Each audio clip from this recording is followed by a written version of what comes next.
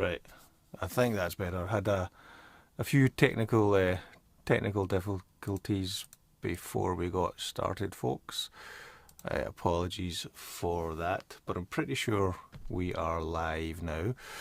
Hello, welcome to the live stream. We're going to go through the Glasgow Film Festival movies that I watched over the past couple of weeks. We're going to do mini reviews for each of them. I had some technical difficulties at the beginning there, so hopefully they're all sorted. Although, oh no, the chat is saying there's no sound. Corey says there's no sound. Huh. There should be sound now. Let me know, Corey, if there's sound now. Is there sound? I think there is. Ah, there's the sound. Excellent. Good stuff. Good stuff. Yeah, hello. I'm running slightly behind just now.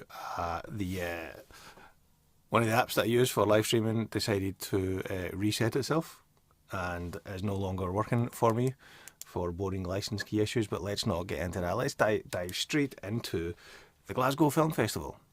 I was lucky enough to cover the film festival again this year from the press side of things.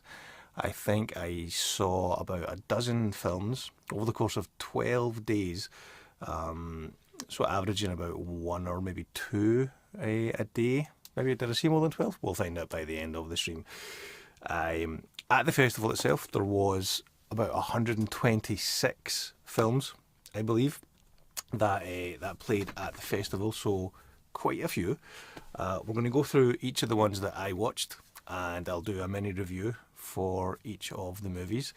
The only problem with that is, because my little tech side thing here issue, I'm going to have to rely on my actual handwritten notes, and if you can see there, my handwriting is pretty terrible, so you'll have to forgive me as I attempt to read my own handwriting as I review each of the movies.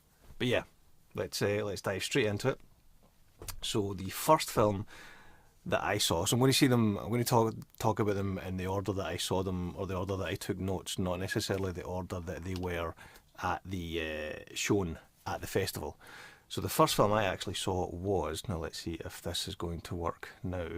I've had to go a bit kind of old school with the tech side of things. Right, will this work? Bear with me, folks. Chat amongst yourselves. If I go here and do that, nearly, slide that over. There we go. Right, let's slide that over a wee bit. So, first one that I saw was Welcome to G-Town. Now, if I read the blurb from the website here, which I can't actually see now, so let me just do that. Welcome to G-Town. Channeling eclectic inspiration from the splatter delights of Peter Jackson's comedy horror Bad Taste to the coming-of-age wit of Bill Forsyth's That Sinking Feeling, filmmaking twin brothers Nathan and Ben McQuaid from Bothwell, just outside of Glasgow.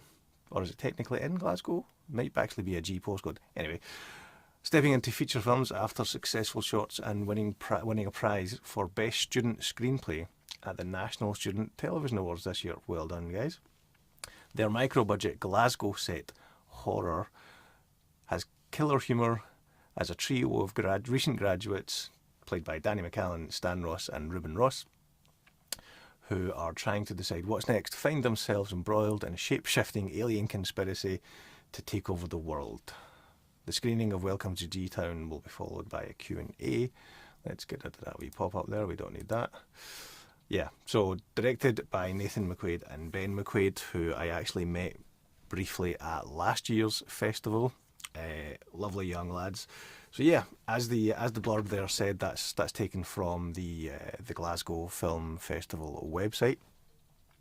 So that's what I'm going to do for each movie. I'm going to read the blurb, kind of like the synopsis from the website, because to remember the synopsises of a dozen or so movies without my little cheat sheet notes app that isn't working today, that's going to be difficult. So I'm just going to read off the website and then attempt to read off of my notes here and see how that goes. So, Welcome to G-Town. The first thing that I'll say about this movie is it has a lot of charm. It is a micro budget film, and as that blurb said, it is channeling early Peter Jackson. You know, bad taste is clearly an influence on this film. The Thing as well, clearly an influence. Let's see, what did I write here? A couple of random notes about this movie. As I said, very charming. The kind of the useless media studies degree is a joke that will hit home to a lot of people, myself included. I actually went to the same university and studied the same course that the filmmaker studied, although I was there about 25 years ago, and they were there, a year ago. So things may have changed, but yeah, the media studies joke wasn't lost on me. That was a good one. Other notes here. It's as I said, it's kind of like The Thing meets They Live meets Attack the Block meets Bad Taste. Very, very low budget. It's, I don't mean this as an insult. It's a feature-length student film, even though they're no longer students, but it's got that kind of that low-budget feel to it, but it's very, very charming. There's a lot of humour to it. I think people in Glasgow will appreciate this movie quite a lot. There's really, really inventive stop-motion gore graphics, kind of like spliced in throughout the movie. Yeah, very charming, very low budget, but funny. And to see these young guys go from being students a couple of years ago to being, I think one of the producers on the movie actually was on this YouTube channel at the festival last year, just having a quick chat about physical media as he was waiting to try and get an autograph from Ed Harris, who was there last year with the movie. To go from that last year to this year, having a movie at the festival, and not only that, but I think they had 3 sold out showings. They had a really clever marketing campaign cooked up for the movie. Like the guys, I don't want to spoil, the movie, but the guys dressed up as aliens, going along to along the Glasgow subway and things like that. That was very cool and very charming. So that was Welcome to G-Town. That was the first movie I saw at the Glasgow Film Festival. Right, let's see. What was next? Next movie I saw was, I don't know if we can see that there. I'm not going to attempt to pronounce the Gaelic here, but it's a movie called Psalms of the People. So the overview, the blurb from the film festival website here: join Scottish Gaelic Psalm presenter Rob McNichol. Apologies for the pronunciation. I actually did have a sit-down chat with Rob and the director, and I tried to pronounce his name, but with Gaelic you can only go quite a lot. On an uplifting musical journey from his Carlops singing group in the Borders across Scotland and Ireland as he celebrates the cultural heritage of psalm singing. In addition to lifting his voice alongside experienced congregations on the Scottish Islands and learning about the related Irish traditions, he also encourages non-Gaelic speaking novices to take up the pursuit. Documentarian Jack Archer, who made Bill Douglas My Best Friend, returns to the Glasgow Film Festival with this heartwarming film that finds moments of poignancy and joy in McNichol's personal story as communities old and new come together through music. English with Gaelic subtitles. Yeah, so a lot of this movie, understandably and not surprisingly, is in Gaelic. Notes here.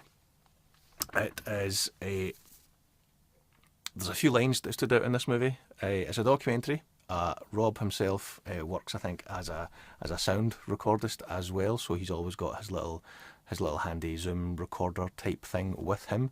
And there's a few lines that stood out to me in this movie that kind of encapsulate it. One of them was when he's talking about the internal translation of from Gaelic to English and back and forward. Decolonised by my own brain, referring to the forgetting English words and his ability to speak other languages. It's fascinating. It was quite a fascinating study. It's a bit of I would say, it felt like a bit of almost like a love letter to his late father, I think. in this movie. Oh, and that's the front door. Someone's at the front door. Who's that? I think that might be the oldest child coming home from ice skating. Yes, it is. So we can ignore that. Well, we can't ignore it, but my partner will let it in. It touches on how Sams are linked to religion. It touches on the community of it. The sounds used in the film are really interesting as well. As I said, Rob is I think works as a sound recordist as well.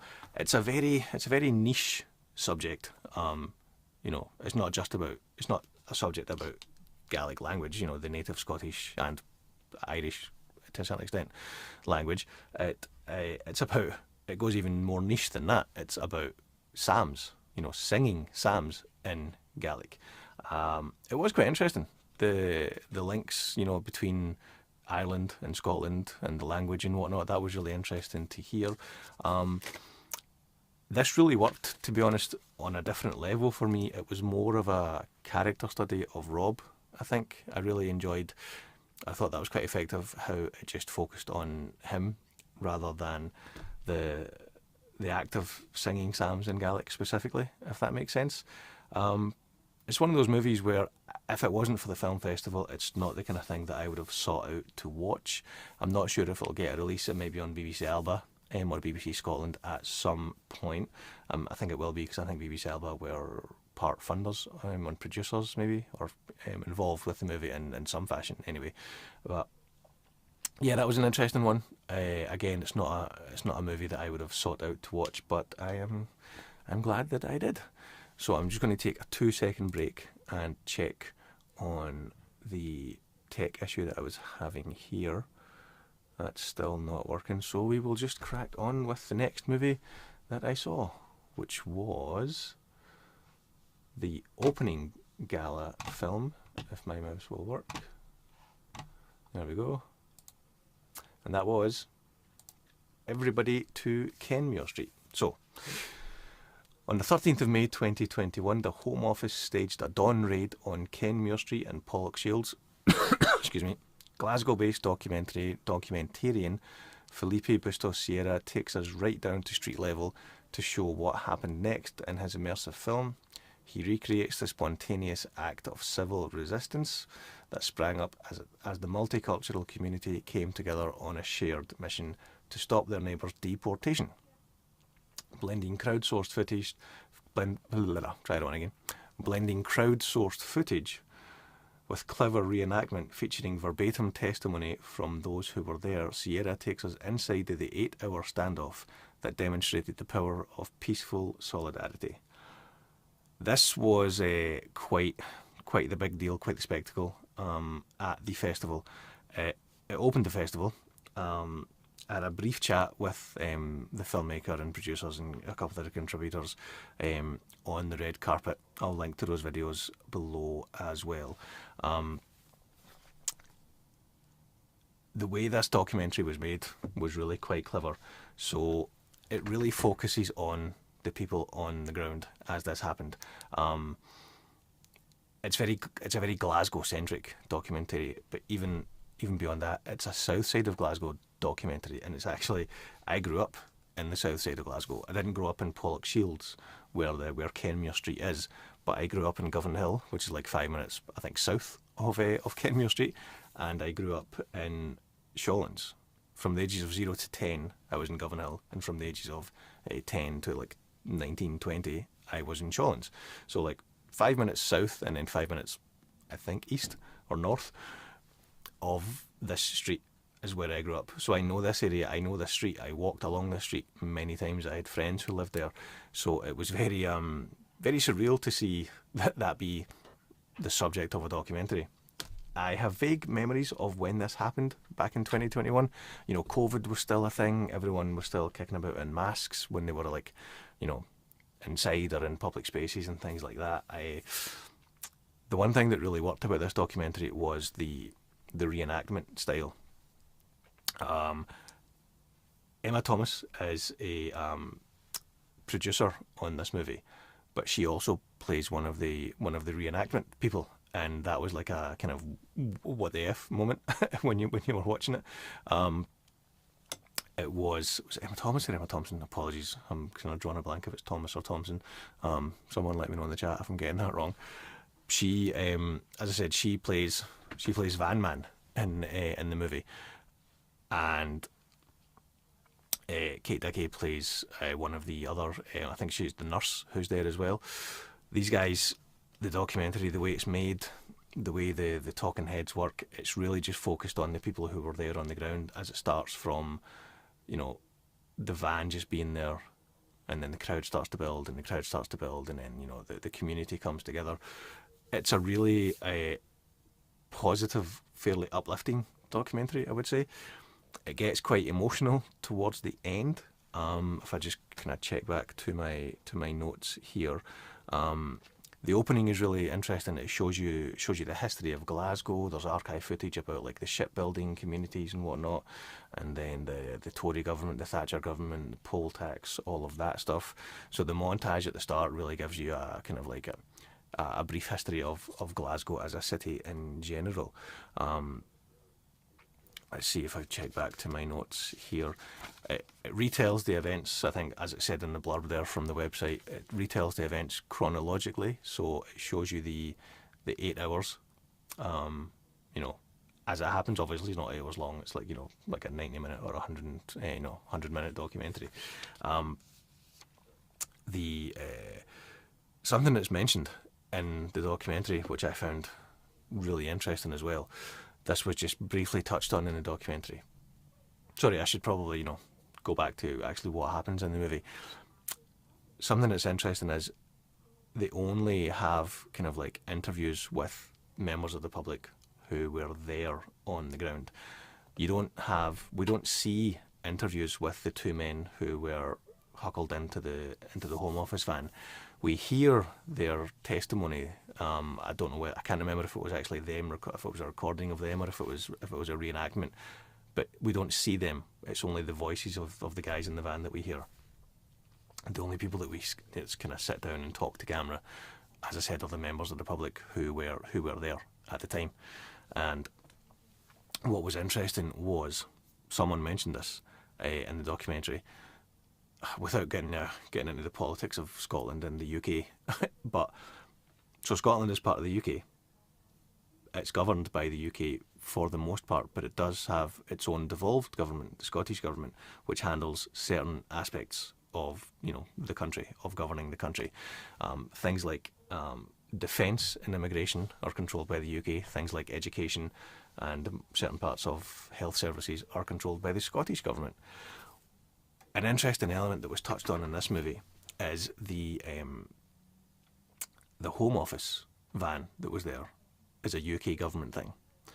But then once the crowd started to appear and started to like get bigger and bigger and bigger, the Home Office van had to phone the police to assist. And that's Police Scotland, not UK police, as it were. Not that that's a thing.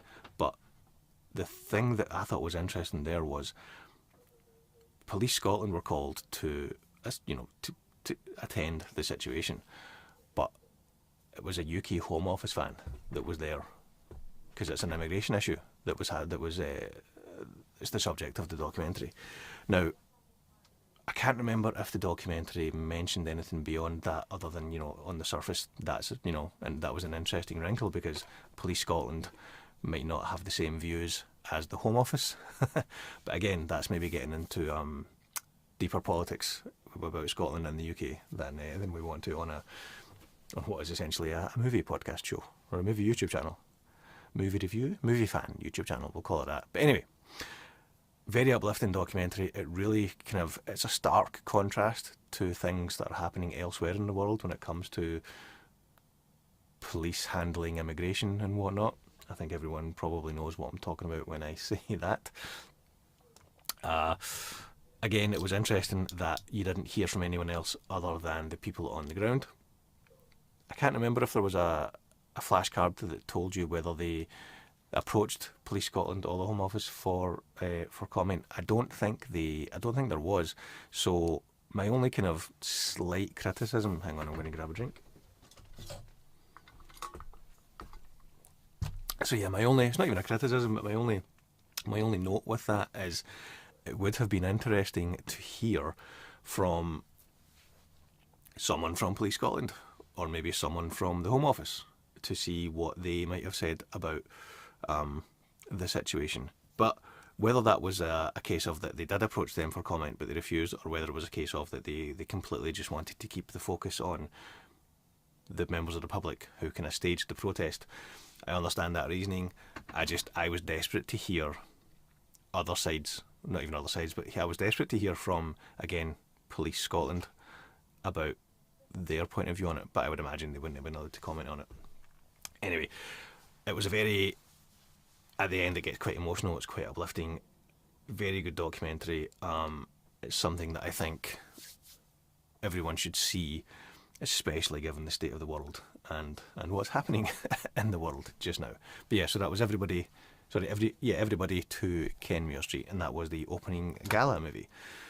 Right, let's crack on. What's next? Oh. Next was Rose of Nevada. This is director Mark Jenkin and starring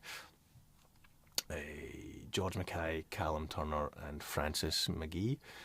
So the overview on the website here, on the GFF website, when the Rose of Nevada ship mysteriously reappears in a faded fishing village 30 years after vanishing, the locals view it as an omen that their luck might be changing. Nick, George Mackay, and Liam, Callum Turner, sign up with weathered veteran sailor McGee, played by Francis McGee, to take the boat out. But when they return, they discover they've sailed through time back to the 1990s, where they're greeted as though they were the original crew. Mark Jenkins' use of 16mm lends the film a ghostly, tactile quality that fits perfectly with its haunting meditation on memory, dislocation and renewal. Haunting would probably be the right word to describe this. First of all, visually, this kind of the visual style of Rose of Nevada, that's the first thing I'll touch on. It's very fitting with the movie, if that makes sense. I don't want to go into too many spoilers. The blurb there itself is potentially spoilery. So it's 16mm, so it's got that kind of gritty, grainy feel to it. This movie, I think, like Mark Jenkins' earlier movie, it's very much like a tone poem. It's a fairly slow pace. It's one of those movies you just kind of like, you need to be in the right mood for. You need to sit down and kind of let it wash over you. Fishing pun intended.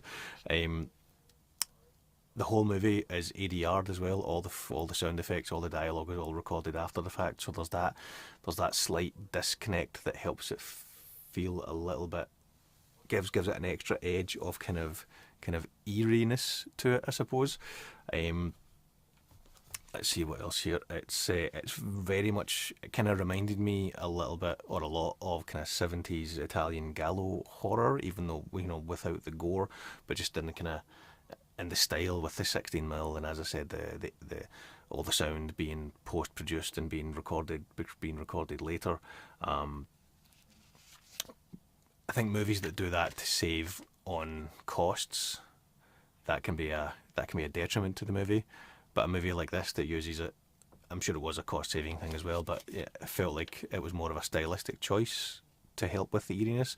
I had a brief chat with the director Mark and George Mackay on the red carpet, which I'll link to below as well. And Mark did actually talk about it. He said that he shot his first film like that, and he kind of like fell in love with the method of doing that. So I think it's not a purely cost-cutting exercise. It's a stylistic choice, and it does add to the eeriness of the movie. It is a fairly slow-paced movie. It's not action-packed, as it were. I don't think it's trying to be action-packed.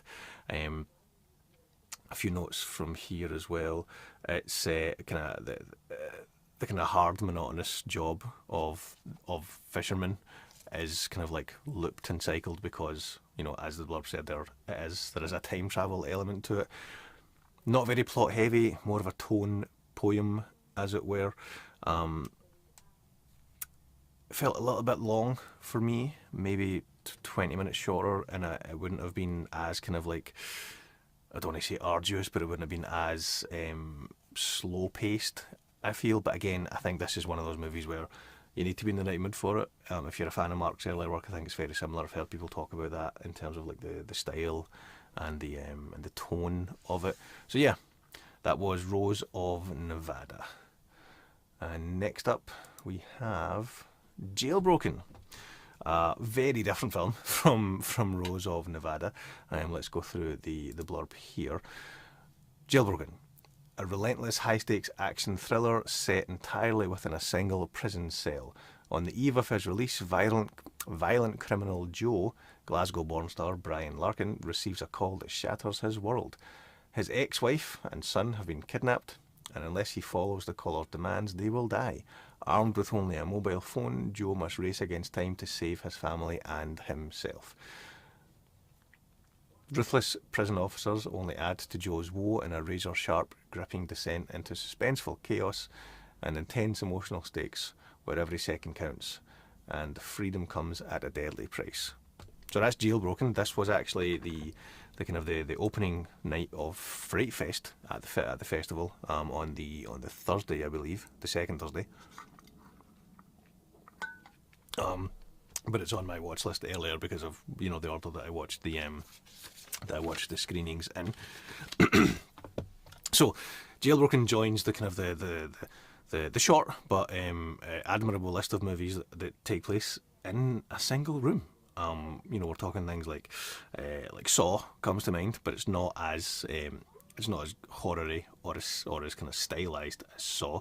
It's got more in common with something like Phone Booth, or even more in common actually with that Ryan Reynolds movie from a while ago called Buried, where the whole movie literally takes place in a coffin or in a box that's been buried underground. This isn't quite that contained, but it is contained, within a prison cell. Both Brian Larkin and the director, Vasily Chuprina, were kind enough to come into the podcast studio during the schedule, so I did have a deep dive chat with both of them separately, and that was really good. I'll link to them below as well. Hang on, folks, I'm just going to quickly check something over here. Yeah, something that I really liked about this was the way it was shot and the way it made a single room feel different as the movie progressed. I may be wrong, but I think Brian and Vasily did confirm this when I was chatting to them. It starts off, even though it's the same room, but at the start of the movie, it's like a wide-angle lens and like deep focus. And then as the movie progresses and as the stakes get higher and as the tension rises, the camera, the focal length gets a little bit tighter, and the kind of the depth of field, the out of focus parts of the background become more out of focus, and it kind of takes you more into Brian Larkin. The character of Joe takes you more into his inner workings. So one room. It's not quite a one-man show in the way that the Ryan Reynolds movie is literally just him on camera. He does have a cellmate, an actor called Armin. Apologies, the name escapes me. He's really good. He's a younger guy who is just a new cellmate for Joe, and then you've got David Heyman, plus another chap playing the less than scrupulous, less than honourable prison guards.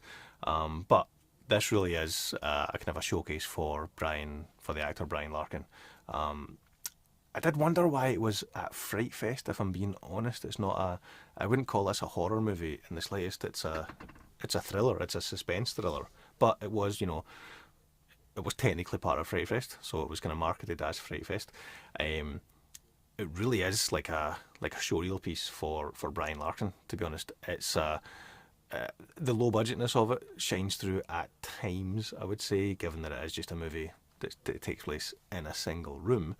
But yeah, this is I think this is a great piece for Brian Larkin, a great showcase of him carrying a whole movie, like literally carrying a whole movie, even though it's a movie contained within a single jail cell.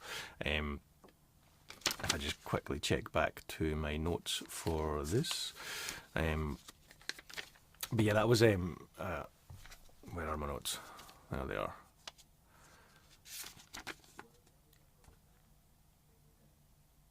Yeah, Fright Fest, bit confusing as to why it was part of Freyfest, but a pretty interesting movie, and obviously, it's got a Scottish actor, a Glasgow-born actor in the lead. Not sure where it's playing next or if it's getting a release, but it definitely joins that list of movies that take place in a single room and kind of keep your attention for 90 minutes, because I can't imagine that's an easy thing to do. So that was Jailbroken, starring Brian Larkin. Check it out if you can. Right, let's see what next. Where are we? Midwinter Break. Let's see. This has got a very brief overview on the website here. A stirring meditation of faith, commitment, and the enduring power of love as a long-time couple takes a life-changing trip to Amsterdam. This is another one of those movies that if it wasn't for the film festival, I probably would have never sought it out to watch, but I'm really glad that I did, because I really did enjoy this one. It's got absolutely great performances from the two leads, from Leslie Manville and Kieran Hines, as an elderly couple, on holiday. Their kids are grown, they're no longer needed as parents, they're no longer needed as grandparents. It's really, I would say it's Leslie Manville's character's story. I forget the characters' names, but it's mainly her story, I would say, and where she finds herself in life at this age. There was a little bit of past trauma. The couple are originally from Belfast, then they moved to, in the story, the couple are from Belfast, and then they moved to Glasgow, and then they've got this holiday here to Amsterdam. I won't spoil the kind of, what do you call it? The trauma that I'm talking about, but that plays a part into Leslie Manville's character's mindset and where she is and why she might not be fully fulfilled in her relationship. But this is one of those movies where it's really, the performances are so dialed in and so good. I had a very, very brief chat with the director, Polly Findlay, on the red carpet for this, and she talked about, she's from a theatre background, if I recall correctly, and she talked about the nuances of the performances, and sometimes it's not about what's on the page, what the words are. It's about what the actors do in between the words, and it really is, an actor's movie. I would imagine, roles like this for actors of a certain age probably don't come around all that often, and I imagine there was a lot of people wanting to play these parts. It's based on a book. The author, whose name escapes me, again, I had a brief chat with him on the red carpet, which I'll link to below also. But yeah, stunning performances, really standout performances from both Kieran Hines and Leslie Manville. If I just quickly check back to my notes here. I've mentioned here about like the body language of what the actors do. Specifically Kieran Hines, there's a couple of scenes where you can see like the subtext of what's going on in his brain, and in terms of what the character is wanting to do and wanting to say but can't quite say it. Yeah, really subtle, really nuanced, really great performances. There's a standout scene where they go to the Anne Frank Museum, which if anyone's been to Amsterdam will know that's quite an oddly and eerie, emotional place to visit. I think everyone learns about Anne Frank and reads the book in high school, so that was that scene there was very poignant. But yeah, great performances. Lovely little movie. I think it's getting a limited cinema release in the UK. What does it say there? I think it does. Let's have a look. Does it say? I think in fact it might have already been in cinema, but that might have been in the States on that poster. Anyway, yeah, that was Midwinter Break, which played at the Glasgow Film Festival. Let's quickly jump into the chat. Let's see.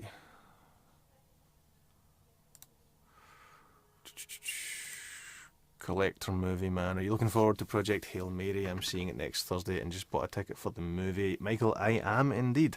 I'm getting slightly worried because it's got such positive reviews.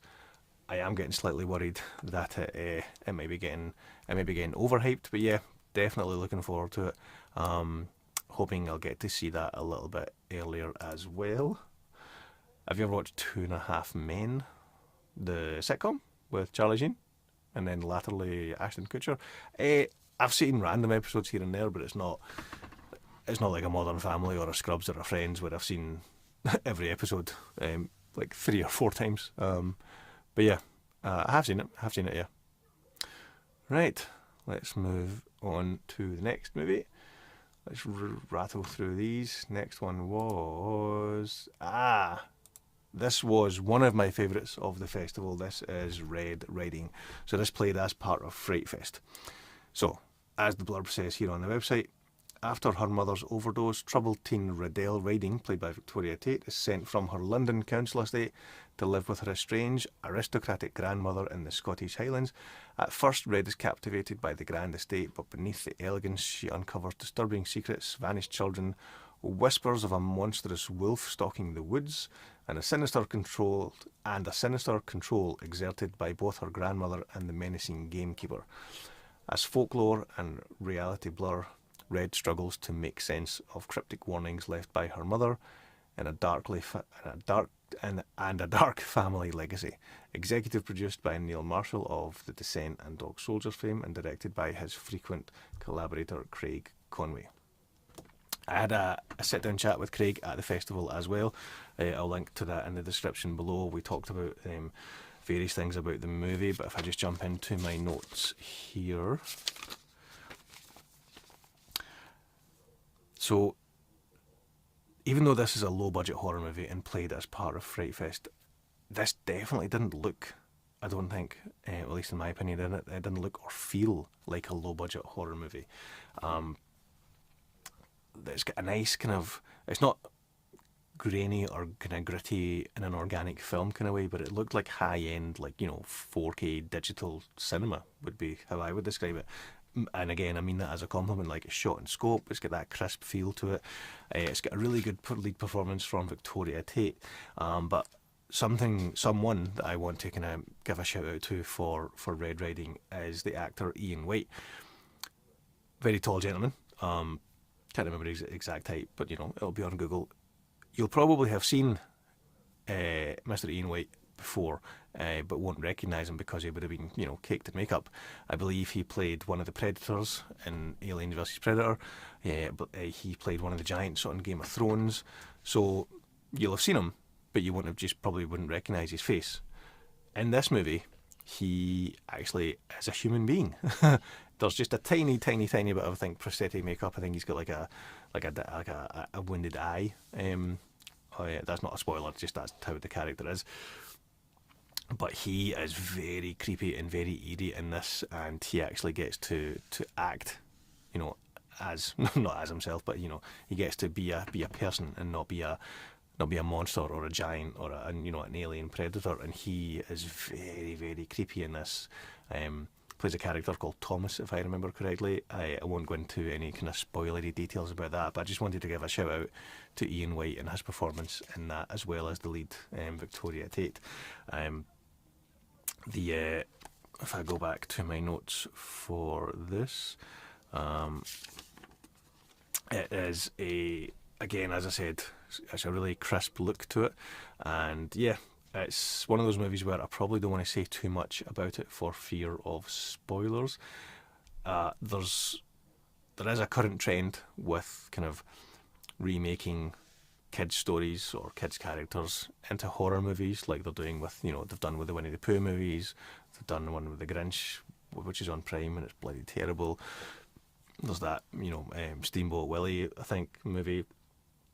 So this isn't one of them. This is the Red Riding fairy tale, but fairy tales were dark originally. They're not always Disneyfied. I won't say much more on this one. I'll just leave it there. I'll link to my interview with Craig below as well. Don't know if or when this will get a release, but I think this was a good addition for Fright Fest this year. So that was Red Riding. Right, let's quickly jump back into the chat. Collector Movie Man Michael is saying, just bought the Blu-ray set here for 2.5 Men. Well, enjoy that, I meant. Are you planning on seeing the movie, Michael? It's not high on my list, to be honest. If there's nothing else out that week, and I can get along to see it, I'll probably see it. But I'm not, to be honest. It's not a movie I'm desperate to see. So maybe we'll see. Let's see. Let's jump into the next movie. No OBS, we don't want you. Go away. Next up, this was I don't want to say a fun one because the subject matter is kind of decidedly not fun at times, but this was a very enjoyable movie. It's called Think of England. So the overview from the website. Richard Hawkins' intelligent Second World War satire unfolds on the Orkneys, where a desperate group played by John McCrea, Ronnie Ancona, Natalie Quarry, Jack Bandera, Ben Billabong, apologies if I'm butchering the pronunciation, and Ollie Madigan, have been sent with orders to make a hardcore pornographic film in triplicate to raise troop morale. It might sound like an Ealing setup, but Hawkins' drama soon takes a darker turn as naked truths, nice, pun intended, are revealed about the group's morals, the roles they've been coerced into playing, and the boundaries they're willing to cross. A film that also proves the adage, the first casualty of war is the truth. This one, for some reason, I thought this was going to be more of a satire, more of a comedy, but as it says there, this actually is quite a dark movie. There are funny elements to it, but a fairly dark movie. The director, producer, cinematographer, and one of the cast members, Natalie Quarry, actually came into the podcast studio during the festival, and we had a sit-down chat for a good 40 minutes or so to talk about the movie. I was editing that today. That's not been published yet, so that'll be on the channel probably within a day or two. But yeah, this one, the first thing I want to give the guys a shout out to here is the marketing campaign that they did for this to show at the Glasgow Film Festival. It was really clever. So kudos to those guys. Kudos to the PR and the marketing guys for Think of England. There's a graffiti wall down in the kind of the riverside of Glasgow, 5 or 10 minutes from where the film festival was. They got a big mural painted off the poster. Not this poster, which is on screen. There. It's a different poster, a more risque poster, shall we say. So yeah, first of all, shout out to the marketing team for that, because that was very clever the way they did that. They were giving out kind of like goodie bags as well, not goodie bags, but like goodie envelopes with kind of like, World War II propaganda style things, and that was really clever, and it was really interesting. And it kind of, you don't really get things like that at film festivals. That's usually reserved for for big budget films with big budget marketing budgets. Yeah. Again, really clever and really admirable that they brought merch essentially to hand out and to kind of drive up interest in the movie. Performances in this are great.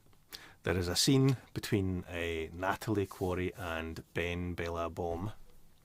I think that's who it is, plays the kind of the filmmaker of the movie. Anyway, there's a scene about 1/3 of the way through the movie where Ben's character is essentially trying to teach Natalie how to be a better actress, for lack of a better phrase.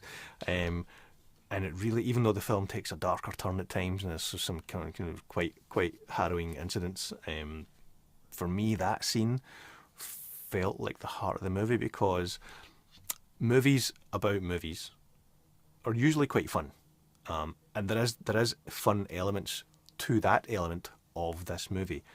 However, with the darker turns, it does get dark. How can I talk about that without spoiling it? I'm not going to talk about that without spoiling it, but it does get dark. But that scene between Ben and Natalie really stood out as being the heart of the movie for me, to be honest. The kind of the movie about making a movie, and what it means to be an actor, and how you access your emotions, and the eyes and whatnot. That really stood out to me as being a highlight of the film. I believe it is playing at other festivals just now. In the near future. I think it's at the Manchester Film Festival in a week or two.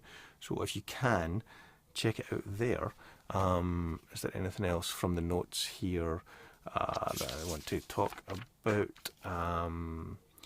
Yeah, just the cinematography I thought really stood out as well, because you've got the movie that we're watching, which has a certain style to it, and then you've got the movies that they're making, which has a different style to it. Very 40s harsh lighting type thing, and the way they go from the movie we're watching to the movie the cast are making, and into their camera and back again. But yeah, just kind of visually was just really, really quite good, for lack of a better phrase. So yeah, that's Think of England. Check it out if you can. Let's quickly jump back into the chat. I might join your membership next month for. Oh, actually, that's very kind of you. I actually forgot that was there. I just once the channel had that option, I set them up. I never really thought much else on it, to be honest. But if you do, thank you very much, and I will make sure there is some decent content for you. All these movies you're talking about I've never heard of. Are they movies that are out in theatres right now? No. So, Mike, I think your name is Mike, Collector Movie Man, Mike. These are movies that were playing at the Glasgow Film Festival. So, a lot of these movies might be difficult for you to seek out. A few of them will be mainstream and will get cinema releases. We'll get, I think California Scheming will be getting a cinema release in a month or so in the States. Some of the other ones might as well. But yeah, most of these movies that were shown at the Glasgow Film Festival, so yeah, you might not get a chance to see most of them.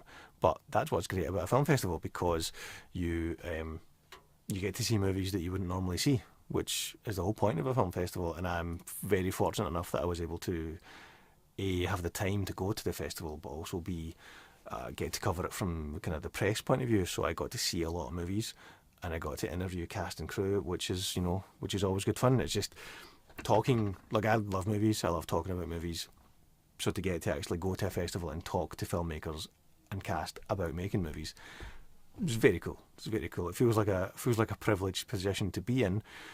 So on that note, huge shout out to everyone at the Glasgow Film Festival and the Glasgow Film Theatre for all of their help during the festival. Let's quickly jump back into the chat. Did you hear that we should be getting Dune Part 3 trailer at Project Hail Mary? Same with Spider-Man Brand New Day. I was actually talking to someone about this, I think yesterday.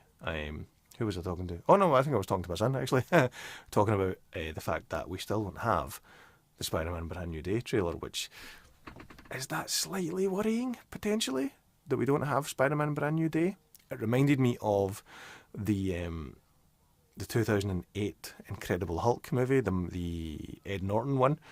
I remember that movie came out in, I think, July probably that year, or June or July that year. And the trailer was really late. Like, we didn't get the trailer until a few months before it came out. And I think that got a lot of people worried. The fact that we're having the Spider-Man Brand New Day trailer, I'm not quite worried as much about that, to be honest. It's more a case of slightly wondering why. I'm kind of hoping it's more a case of, I know that the timeline of movies between, I promised myself that this would focus on the Glasgow Film Festival, and it wouldn't, it wouldn't talk about the MCU, but we're talking about the MCU. What was I saying? Yes, Doomsday being pushed back to being released after Brand New Day, when the original plan was for Doomsday to come out before Brand New Day. I think, if I remember rightly, I think that might be playing a part into how and why that the trailer isn't out yet for Brand New Day. But time will tell. Hope you have a good day. Hope you have a good day or night, wherever it is over there in Scotland. I know you're at different time zone than me. Thank you very much, buddy. Yep, it's 7 minutes to 10 at night here in the UK. I think you're over in the States, so it's probably like between 2 and 5 p.m. for you, something like that. Thank you very much, Savoy 1984. Evening, always nice to see your streams. Thanks for the heads up on these films. You are very welcome, Savoy. Let me know your first name if you want in the chat, so I can call you your name instead of Savoy, unless your name indeed is Savoy. But that's very kind of you, mate. Thank you very much. Everything like that is always very much appreciated. Frank's Media and Reviews. Hey Jimmy, just wanted to give you a shout out for your awesome physical media videos. Your presentations are amazing. Thank you very much, my man. Let me give you a sneak peek on what's coming up soon on the channel. Physical media wise then, I just got, a little Stranger Things goodie bag, or goodie box. WSK the Squawk. So there's a wee preview of what's coming on the channel physical media wise, and hang on,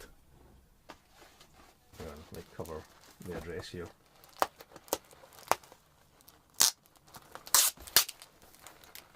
Bear with me.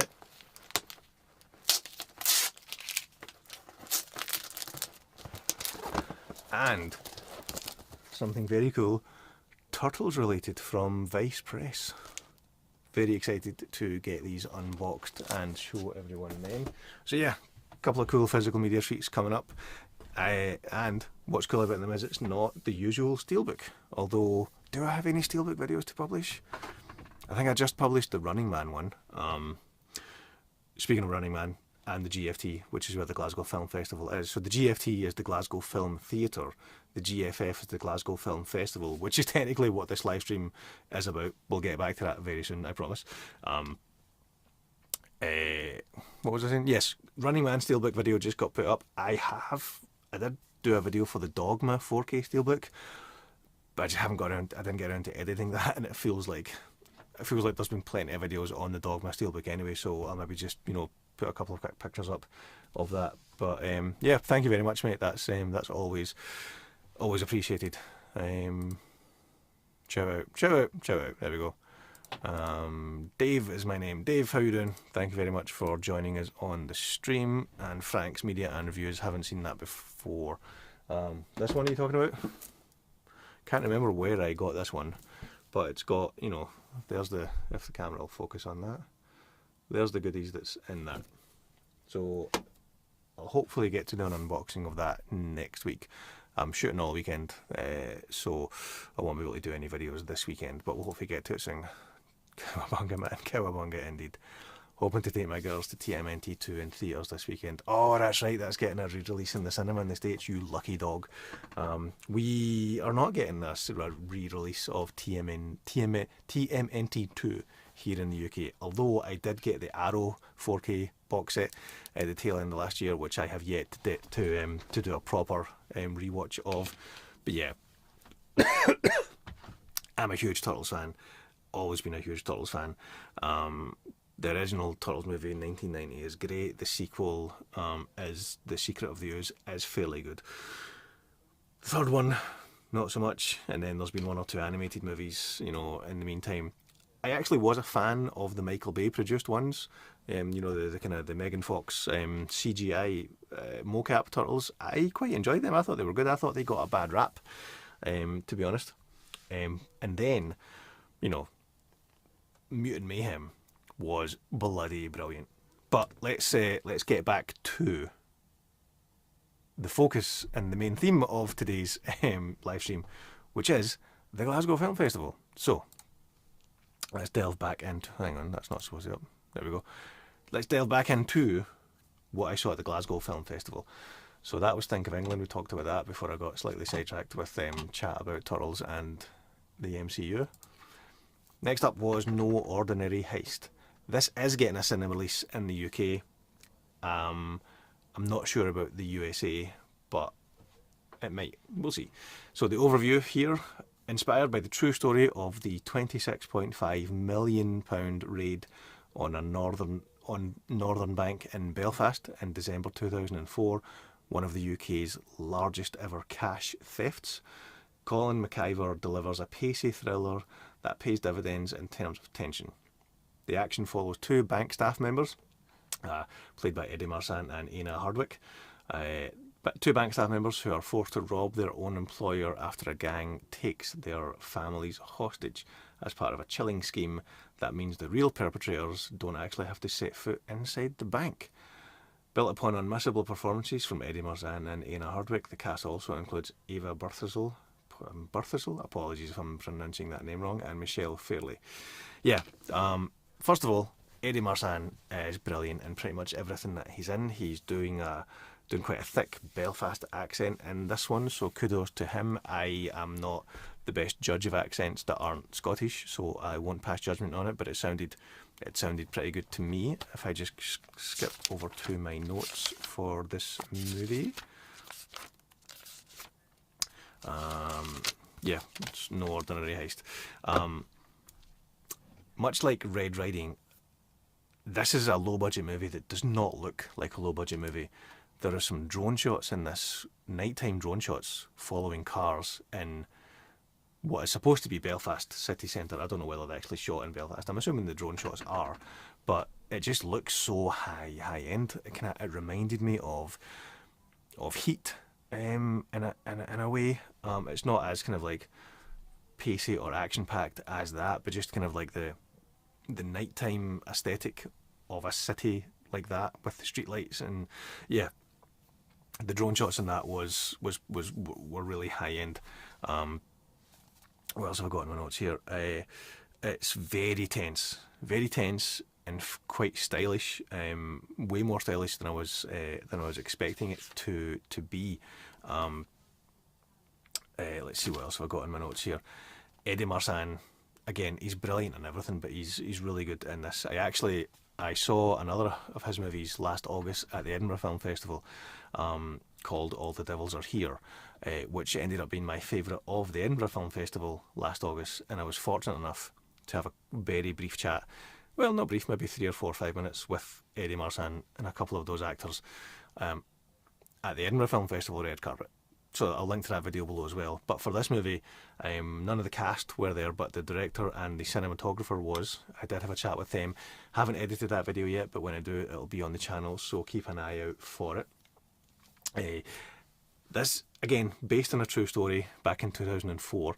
I vaguely remember it, but I didn't know the ins and outs of the story, so it was interesting to have that dramatised and retold in this movie.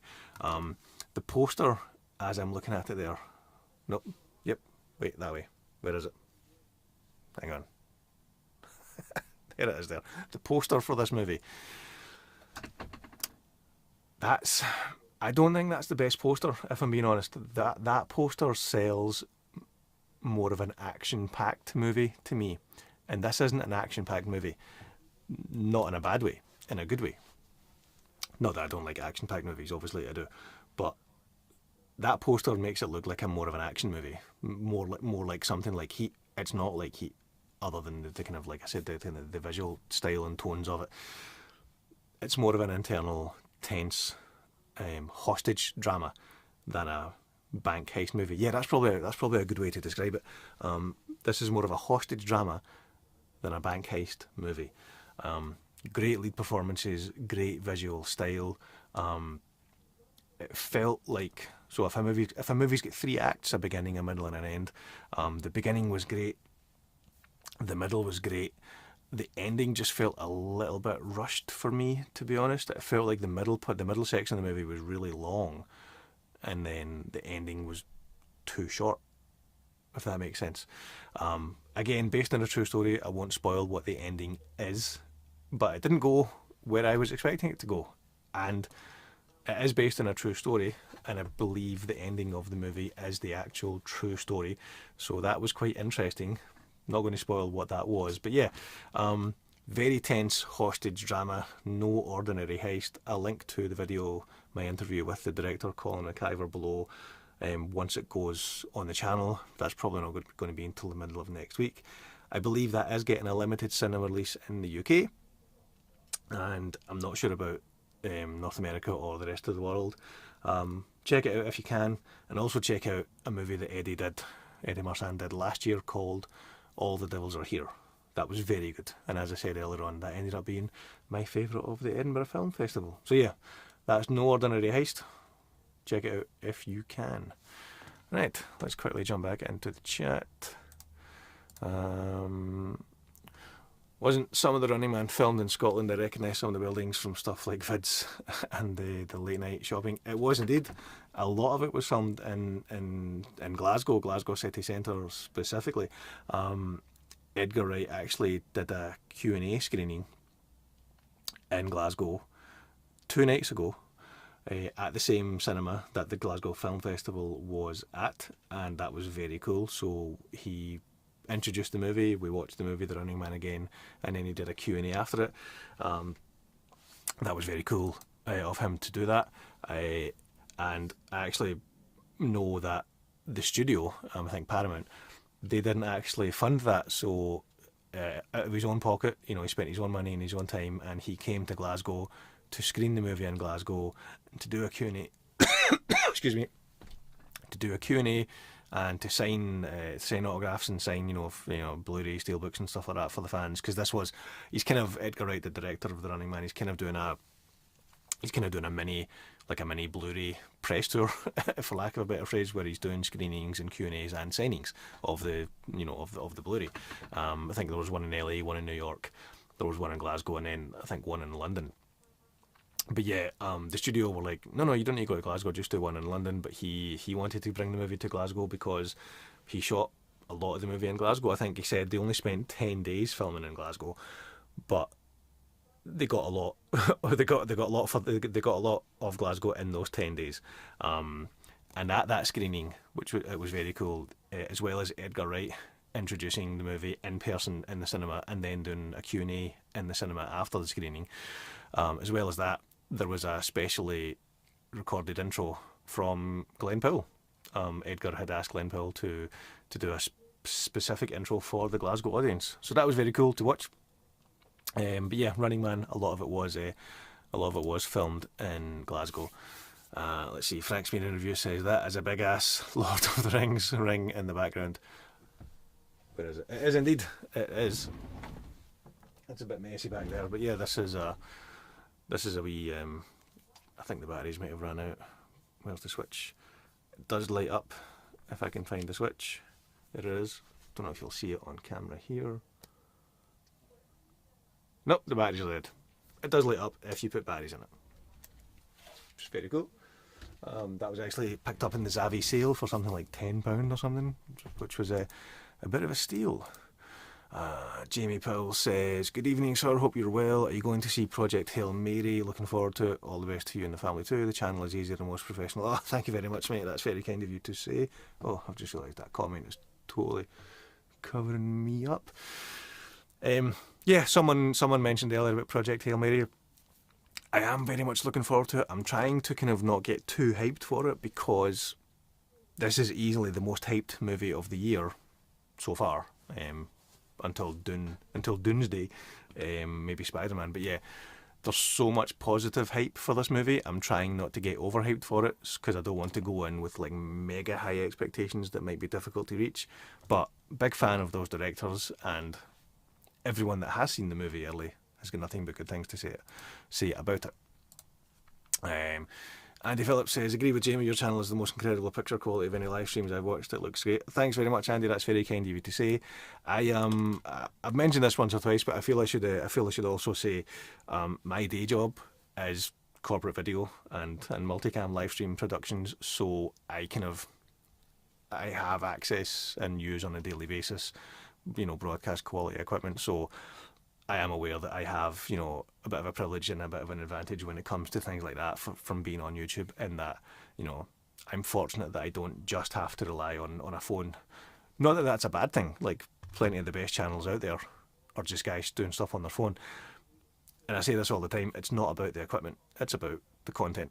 I just happen to have access to and experience with broadcast equipment, but that's very kind of you to say. Beard is equally epic too. Thank you very much. It's getting a little bit unruly. I might have to give it a tidy soon. But yeah, let's delve back into the point, the theme of this stream, which is talking about the Glasgow Film Festival, and we're coming to my favourite of the film festival, a movie called Effie O Blaena. It's a Welsh language movie. Now, if you told me that my favourite movie of the Glasgow Film Festival 2026 would be a Welsh language movie about a young girl struggling to come to terms with being a single mum, or potentially being a single mum, and everything that goes along with that, I would have thought, really? That's going to be the best movie of the festival? But that's exactly what happened. This was easily my favourite of the festival. Let me read the blurb and then we'll talk about the movie. Up and coming star Lisa Gwenthillian. Again, apologies for the pronunciation of that name if I'm getting it wrong. She was in On the Sea, which played at the Edinburgh Film Festival last year as well. Is magnetic as partying Effie, a young woman in rural Wales whose life largely revolves around drinking vodka with her mates, eating instant noodles, and the subsequent hangovers. We've all been there. We're invited to walk a mile in Effie's shoes after a night on the town dramatically changes her life, in a dramedy that also offers commentary on the socio-economic issues faced by rural communities everywhere.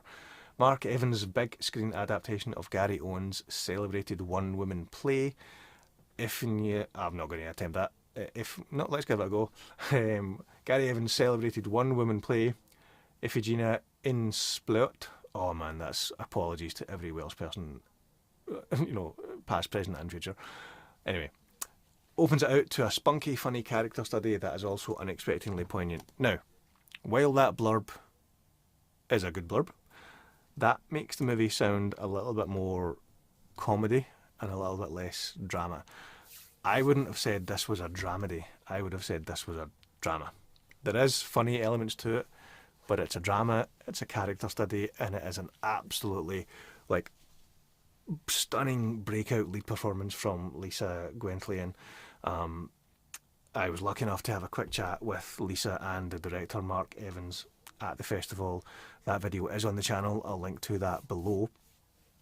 That was a really, really interesting chat, talking about the character and the motivations, and the random behind the scenes filming tidbits, which are always great to chat about with cast and crew at the festivals. But yeah, at the heart of this, it is a stunning lead performance from Lisa Gwenthillian. The subject matter, how can I say this?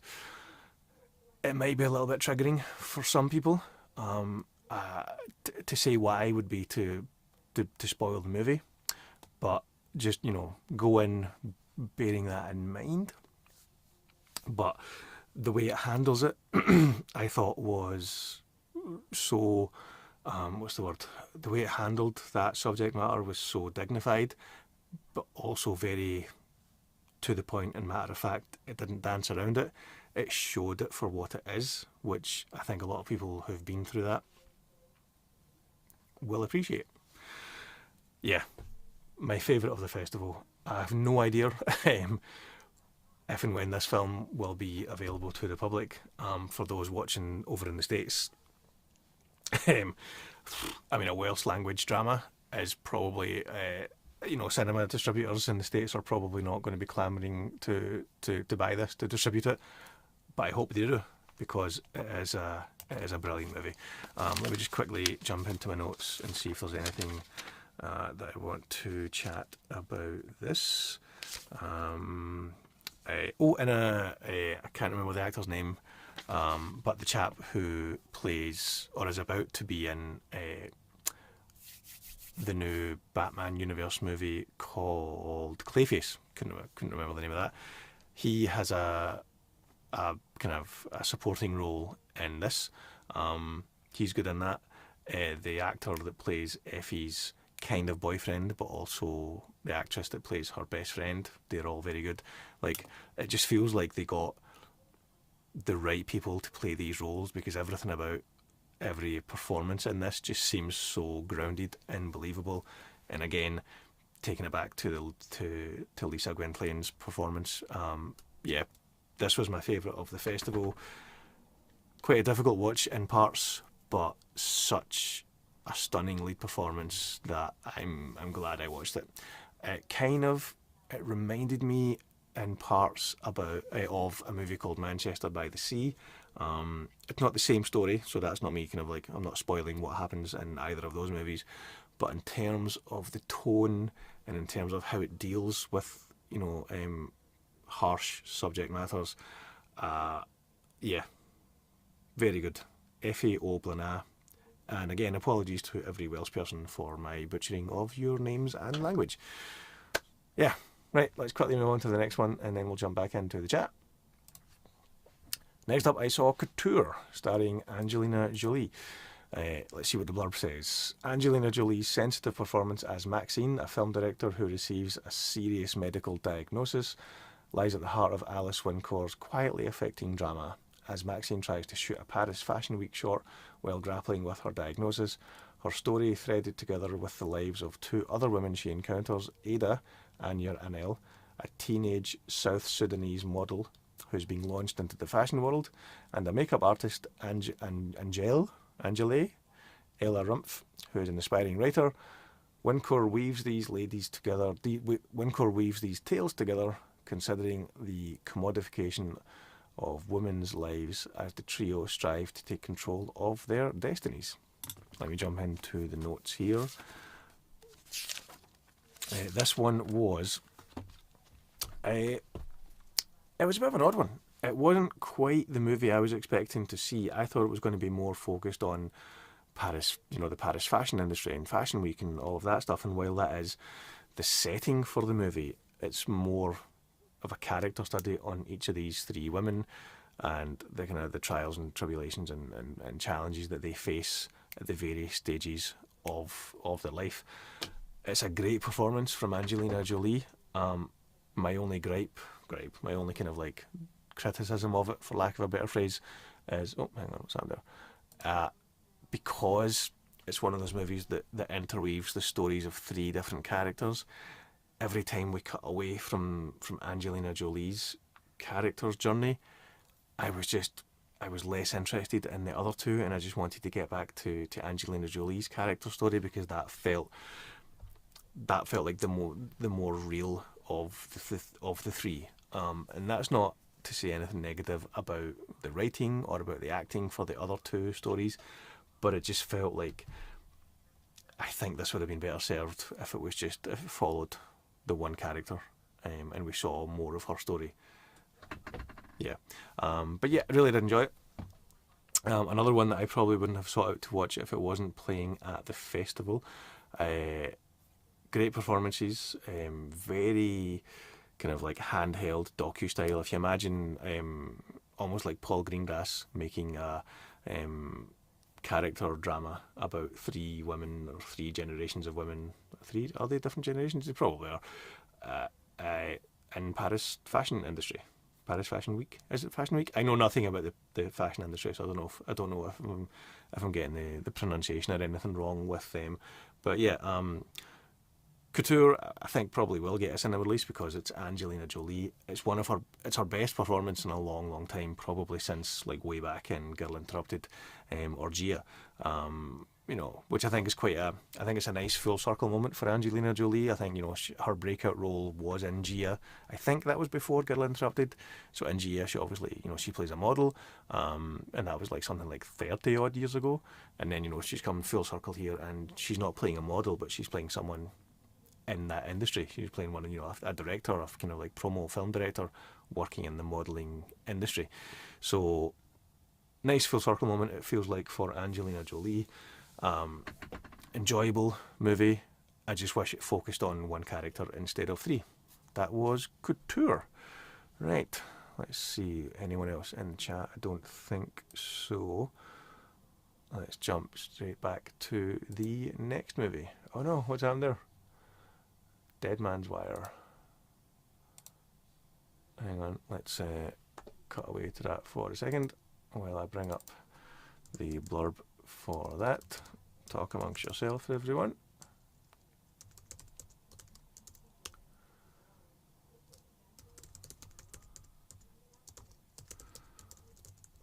Watching someone type in silence, probably not the best thing to do for a YouTube live stream. But hey ho, what can you do?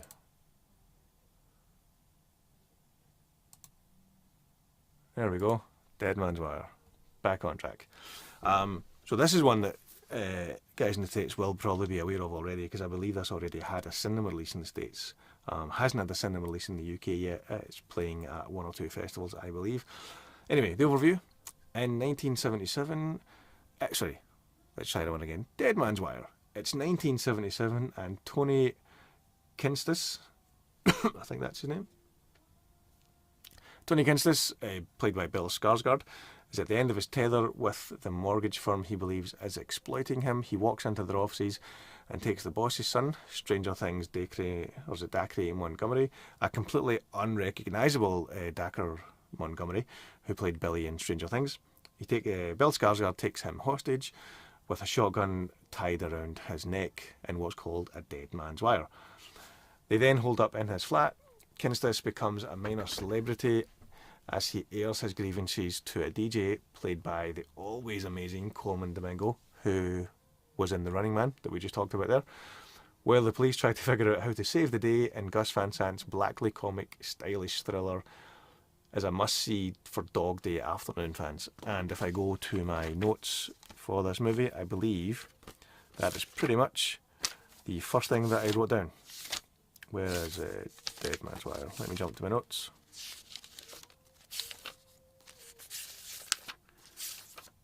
Yes, first thing I wrote down for this, Dog Day Afternoon.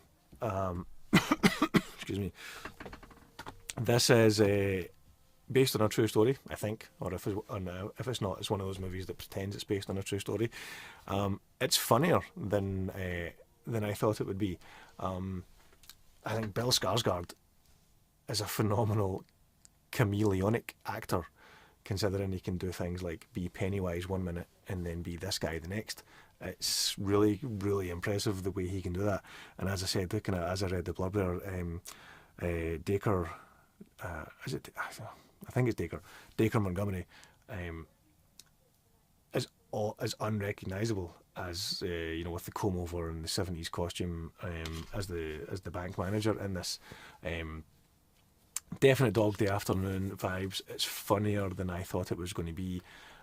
Coleman Domingo almost steals the show as the DJ. Very kind of in the beginning, at least, his role as the DJ kind of reminded me of the DJ in The Warriors, in that the voice of that DJ is almost a narrator for the movie in parts. So I don't know whether that was a on purpose homage or if that's just something that I inferred from the movie, but I thought that was quite cool. If I jump back into my notes, let's see what else I had to say about this one. The soundtrack, like not the score but the actual songs they use, are very happy, upbeat 70s songs, which is quite a contrast to the kind of life-threatening subject matter of the movie, because essentially this is 90 minutes of a guy with a shotgun, wired to the back of his head. So the kind of the juxtaposition of happy 70s music with that was interesting. It did work for the most part. It maybe did undercut the real world tension and consequences of that a little bit, but this was fairly enjoyable. It's probably one of Gus Van Sant's most mainstream comedic movies. It's not a comedy, but it does have fairly funny parts, and it was interesting to see this at the film festival when you've got another movie which is a hostage movie, which we talked about, the Eddie Marsan movie No Ordinary Heist. Two movies, two hostage movies, but two very different movies. I keep coming back to this one being funny, No Ordinary, Dead Man's Wire. It's a funny movie. And without going into spoilers, as I said, it's based on a true story, or at least they pretended it was if it wasn't. And that was quite interesting to see the outcome of that. So that was Dead Man's Wire, which I saw at the Glasgow Film Festival. Let's see what's next. I'll jump back into the chat here. I don't think there's any more comments there. Right, so we can move straight on to the next movie, which was, if this will move over. So the next movie was the surprise film. So every year at the Glasgow Film Festival, they put on a surprise film. You don't know what it is. All you know is roughly, you'll know the age rating and you'll know the running time, or the rough running time, but you've got no idea what the movie is. Last year, the surprise film was The Ballad of Wallace Island, which ended up being my favourite movie of the entire year, not just my favourite movie of that festival. But I've talked ad nauseum about the Ballad of Wallace Island, so I won't do that this time. Let's talk about this year's surprise film at the GFF, which was, drumroll please, as it says on their Twitter, Splitsville. Splitsville is a fresh, hilarious, unromantic comedy starring Dakota Johnson, 50 Shades of Grey, Adria Arjona, blink twice, and the two gents whose name escaped me. It's not listed on the post here, but they also are the writers of the movie, I believe. So, right away, this movie, if I jump to the notes here, it's impossible to talk about this movie and not compare it to Forgetting Sarah Marshall. The first hour of this movie is brilliant. Well, the first half, like the first 45 minutes to 60 minutes of this movie, really is brilliant. The two guys who they play, are they brothers? No, they're not brothers, but they're best friends. I think they must be friends in real life.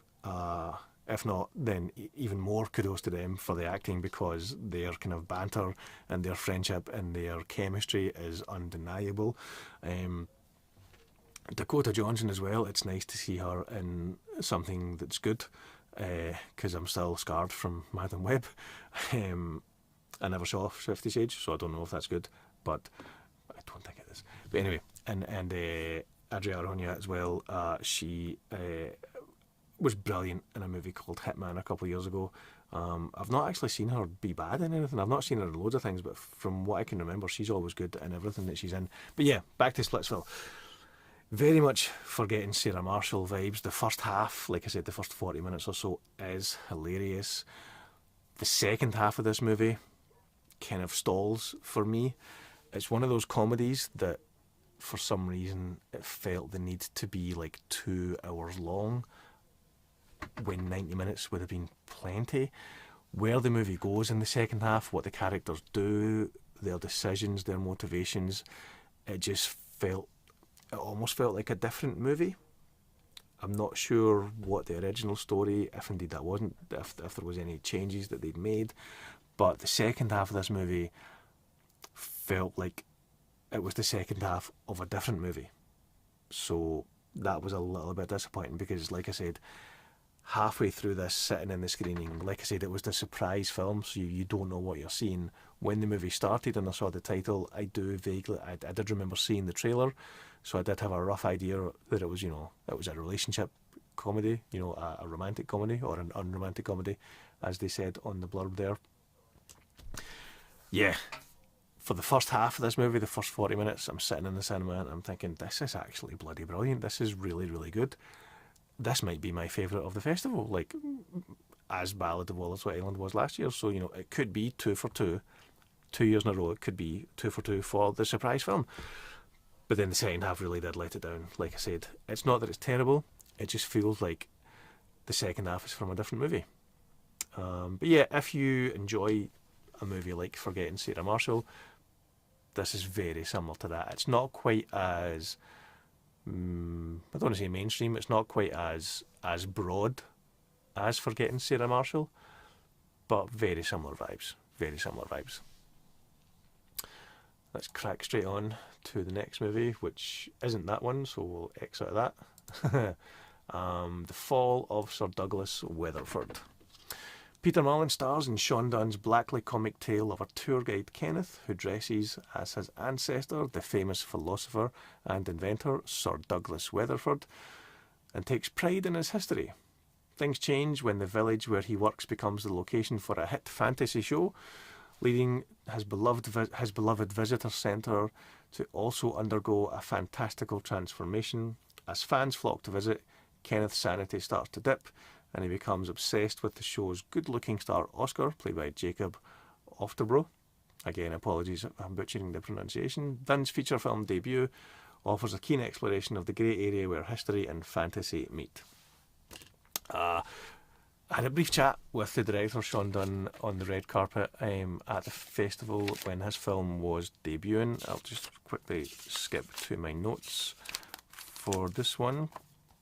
So, first of all, Peter Mullen, brilliant actor. It's great to see him in anything, but it's really great to see him in a lead role, in a role that he can sink his teeth into. The this is the Peter Mullen show. This movie is, I think he is he in every scene? I think he might be in almost every single scene. This is funnier than I was expecting. It's mainly played for laughs, but there is a few moments where there's kind of real world tension that kind of like that bubbles up to the surface where you think, oh, this was funny, but is shit about to get serious. And it kind of does, but it doesn't. It walks a fine line between the comedy and the drama, but edges more towards the comedy. It's an interesting concept for a film. It's an interesting story because, you know, Scotland itself has been the location, Scotland and Ireland, for a lot of these kind of fantasy shows. You know, like you've got Rings of Power, you've got Game of Thrones, Outlander. I think this movie is very much riffing on them and kind of like the geek culture, the fandom culture, of which I am a card-carrying member. Here's my geek card. It's not, it's, you know, part of the notepad they fell off. But yeah, so on the one hand, it's interesting to see a movie that kind of, in a light-hearted way, focuses on, or at least touches on, the negative side to that when it comes to the locations that these movies use, when it comes to, you know, places like, you know, the visitor centre of a random rural countryside area in Scotland all of a sudden becoming the focus of international fans travelling to that area to just see where their beloved fantasy show is filmed, and the impact that that can have on the locals, on the local community, on the local wildlife, on the local area. So that was, the concept of it was really interesting. It almost felt like this could be an episode of Black Mirror if you focused on the darker side of it a little bit more than the lighter side of it. But this one doesn't focus on the darker side too much. It very much focuses on the lighter side of the story.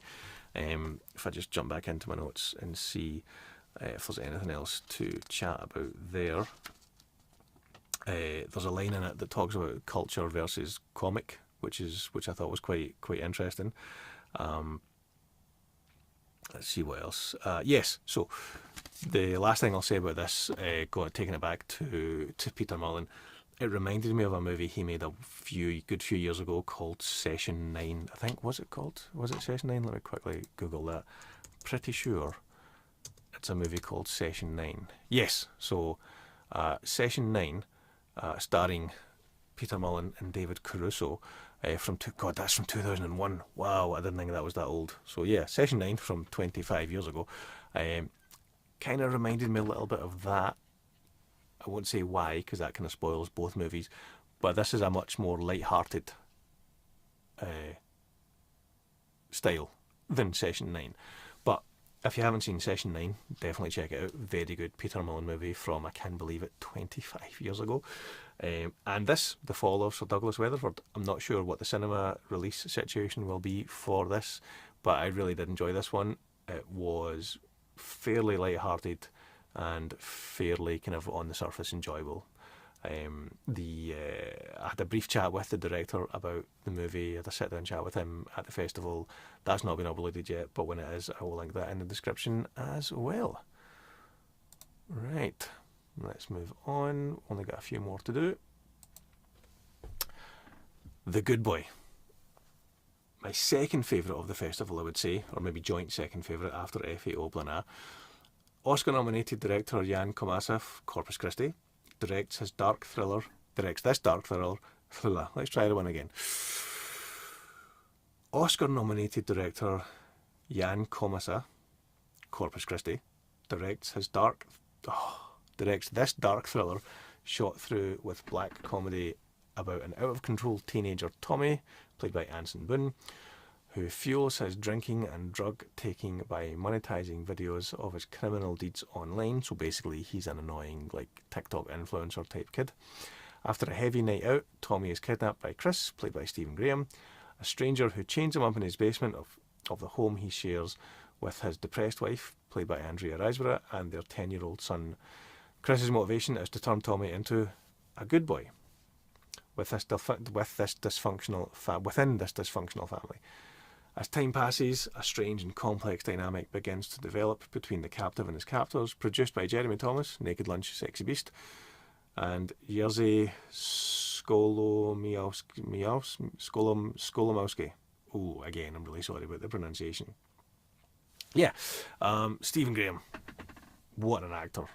Like, to go from something like Adolescence last year, where he plays like very much a loving dad, to something like this, where he's kind of slightly less of a loving dad.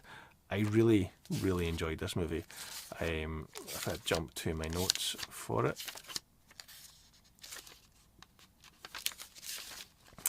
Oh no, where did my notes for The Good Boy go?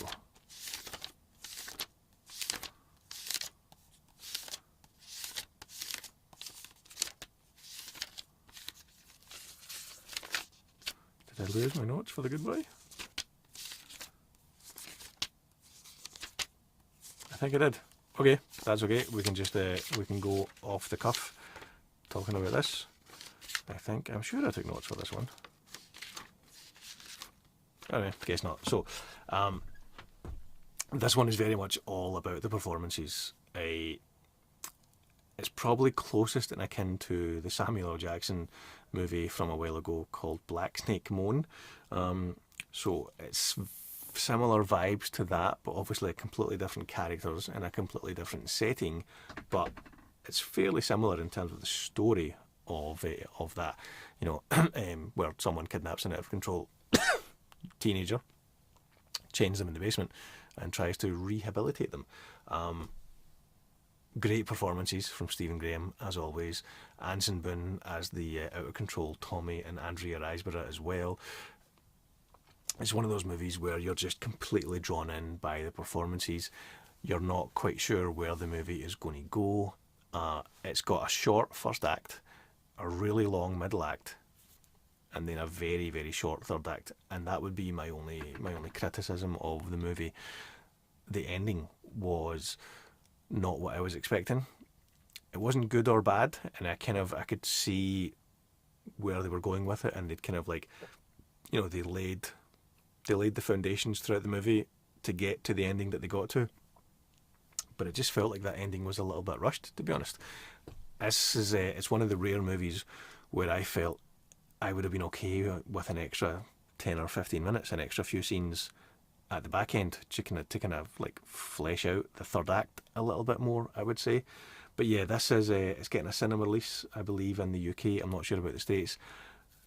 Definitely worth checking out. Stephen Graham, Andrea Riseborough, Anson Boone, all three of them, brilliant performances. Very enjoyable, very believable performances. Enjoyable movie. It just holds your attention. Again, as I said, my only criticism was going to be, I felt it could have been a tiny bit longer, with, you know, the ending in the third act being fleshed out a little bit. But yeah, that's The Good Boy. Let's see what's next. And then the last movie, I think I maybe missed one or two. Not Red Riding, we talked about that. Oh yeah, Restoration of Grayson Manor. Let's slide that over. The Restoration of Grayson Manor. This played as part of Fright Fest as well. I'll read the blurb and then we'll talk about this movie. Irish playboy Boyd Grayson, Chris Colfer of Glee fame, delights in bringing men home to his sprawling family estate for sex.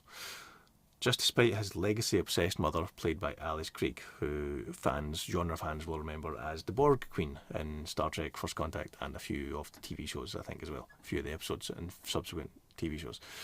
Reminding her that she'll never get the grandchildren she craves, when an accident leaves him incapacitated in a very interesting way. Boyd finds himself handless, helpless, and at the mercy of her care. Luckily, her family wealth means he can be the first person in history to pilot an experimental technology, nanotech mechanical hands controlled entirely by his subconscious. Soon, however, the hands begin to move on their own, or do they? The Beast with Five Fingers meets Universal Monsterverse in a uniquely camp sci-fi horror comedy. Yes, unique camp sci-fi horror comedy is very much a good descriptor for this movie. It is batshit bonkers. The dynamic between the mother, played by Alice Creek, and the son, played by Chris Colfer. Now, it says Irish playboy here, but I don't think he's putting on an Irish accent. I think it's an English accent. Again, I don't want to judge someone too harshly on the accents. but it definitely didn't. I don't think it was an Irish accent. I think this is an Irish film. I think it's an Irish produced film. The filmmaker is Irish. Two of the supporting actors are Irish. I spoke to them and the filmmaker and Chris at the Glasgow Film Festival on the red carpet briefly. I'll link to those videos below. But yeah, this played as part of Fright Fest, and I didn't see it with the Fright Fest crowd, but I kind of wish that I had, because I imagine it would have went down very well. The dynamic between Chris and Alice as the son and the mother is just it's so twisted and funny. And the whole, I mean, it's not a spoiler to say, the kind of the hands taking on a life of their own. This is very much, excuse me, if I jump to my notes here about this movie.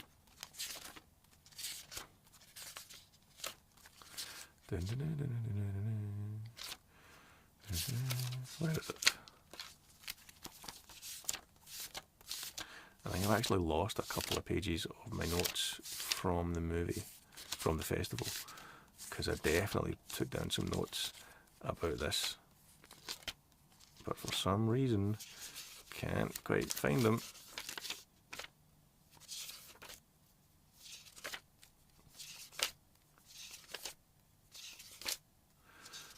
Where are we? Yeah, I've definitely lost a few pages of that. Anyway, this is if you think Saltburn meets Idle Hands meets The Beast with Five Fingers, I suppose would be the movie mashup description of this one. Again, I keep coming back to the dynamic between Chris and Alice. It's just their banter with each other is just so delicious, for lack of another word. And again, I wish I'd seen this with the Fright Fest crowd as opposed to just like on a screener. I think, was it a screener or was it a press? I think, yeah, I got sent a screener for this, so it was just me watching it. But I wish I'd seen this in a cinema with the crowd, because I think that would have been a fun experience.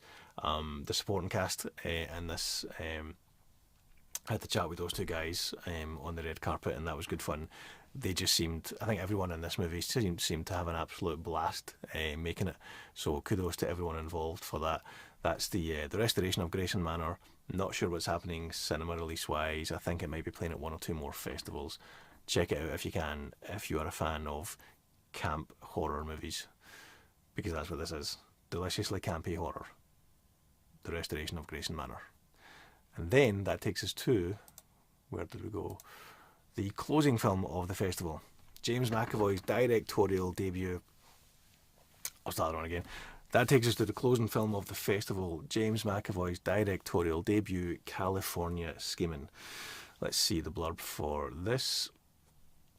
James McAvoy's directorial debut is a feel-good blast inspired by the true story of aspiring Dundee rap duo Syllable and Brains, aka Gavin Bain and Billy Boyd, played by Seamus McLean-Ross and Samuel Bottomley. Determined to escape regional prejudice and realise their dream of scoring a record deal, they hatch a daring plan to reinvent themselves as a self-confident pair of American MCs from California, hence California Schemin'. But as fame beckons, they find their friendship pushed to the limit. McAvoy, who also features as a record executive, mixes humour and heart in a wild ride that showcases iconic Scottish locations, including Glasgow's Barrowlands. Speaking of the Barrowlands, I had the briefest of brief chats with James McAvoy on the red carpet, and that's the one thing that he did talk about was the standout scene for him and for the cast that I spoke to as well. The standout scene for them was the scene at the Barrowlands. This was really enjoyable. Joint second favourite of the festival, along with Good Boy.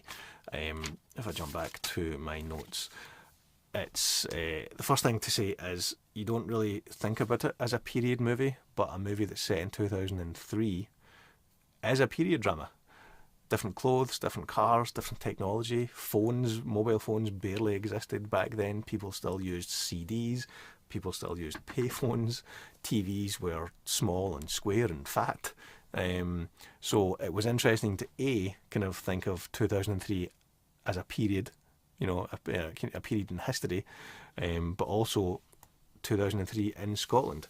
The Barrowland scene won't get the laugh that it got anywhere else as that it got in Glasgow, but that got a big laugh in the screening that I saw because the Barrowlands is famous Glasgow music venue. But to anyone who's never been to Glasgow, that will mean nothing. So that was very interesting to see. This movie ended up being way more fun and upbeat than I was expecting it to be. I was expecting it to be a little bit more mainstream, for lack of a better phrase. Sorry, I was expecting it. It ended up being more mainstream than I was expecting.